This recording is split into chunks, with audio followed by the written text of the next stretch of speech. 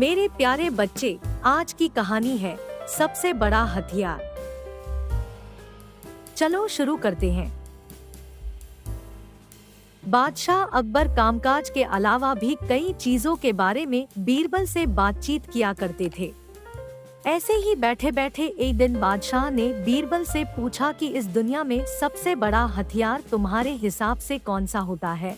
इस बात के जवाब में बीरबल ने कहा कि संसार में आत्मविश्वास से बड़ा हथियार कुछ और नहीं हो सकता है। यह बात अकबर के समझ में नहीं आई, लेकिन फिर भी उन्होंने कुछ नहीं कहा। उनके मन में हुआ कि समय आने पर इस बात की परख की जाएगी। कुछ दिनों बाद राज्य में एक हाथी बेकाबू हो गया।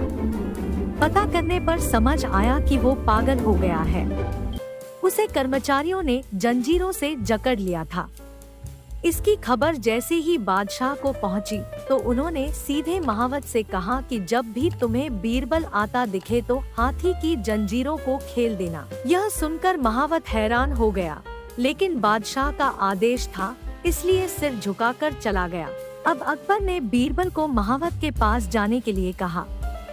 महावत ने भी बादशाह के आदेश का पालन करते हुए बीरबल को आते देख हाथी को जंजीरों से मुक्त कर दिया। बीरबल को इस बात की खबर नहीं थी, इसलिए वो आराम से चल रहे थे।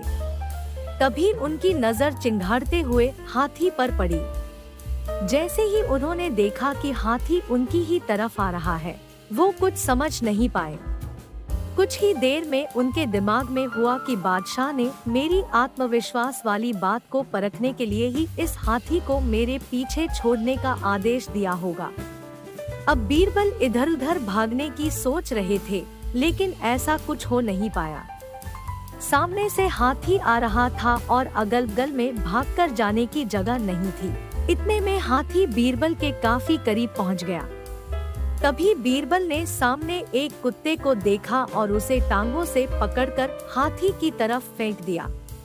कुत्ते चीखते हुए हाथी से टकराया। उसकी ऐसी चीखें सुनकर हाथी वापस उल्टी दिशा में भागने लगा। कुछ ही देर में इस बारे में बादशाह अकबर को पता चला। तब जाकर उन्होंने माना कि आत्मविश्वास ही मनुष्य का सबसे बड़ा हथियार है। कहानी से सीख: हर किसी की बात पर यूं ही भरोसा नहीं कर लेना चाहिए। बात की जांच और परख करना जरूरी है। दूसरी सीख यह है कि इंसान समय से पहले उम्मीद न छोड़े तो परेशानी से बाहर निकला जा सकता है।